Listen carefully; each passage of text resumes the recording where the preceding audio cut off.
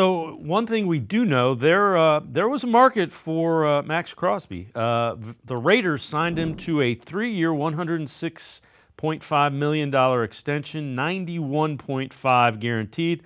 Makes him the highest paid non-quarterback in NFL history. Adam Schefter reporting that. The reason I bring this up is Myles Garrett, if he decides to stay, Browns probably pay him more than that. That's kind of the baseline right now.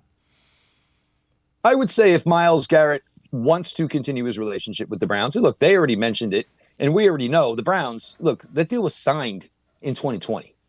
Since then, Myles went on, became Defensive Player of the Year, was a finalist for Defensive Player of the Year last year as well. You want $100 million guaranteed over the next 3 years? I guess that's something the Browns are probably going to have to write that check.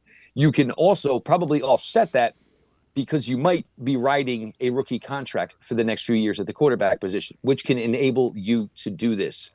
Myles, if he wants to get traded, and it seems that, and if it's just a contender, contenders aren't going to have $30 million to give to him. And the other thing, it could turn on a franchise, bringing in Myles Garrett, a franchise that's been competitive year in, year out, makes deep playoff runs, to now say to some guys, you're taking a pay cut, you're taking a pay cut, you're taking a pay cut, but we're giving the guy that we just brought into town $30 million per year. Look, this was always a possibility.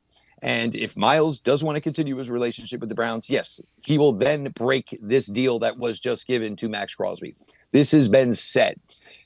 Myles, look, you may continue with this, and people always embarrassing the organization. Look, do I think it's been handled poorly? I absolutely do. I don't think, number one, you should be down there at the draft talking about this stuff. I don't think you should have been there, on Radio Row during the Super Bowl, putting it just seemed all odd.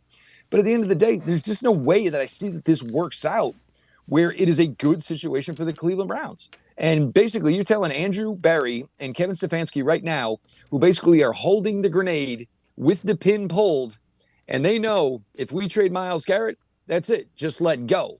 Because once this becomes a rebuild, the odds are astronomical that they are not here to be a major part of this rebuild or even see where this rebuild goes.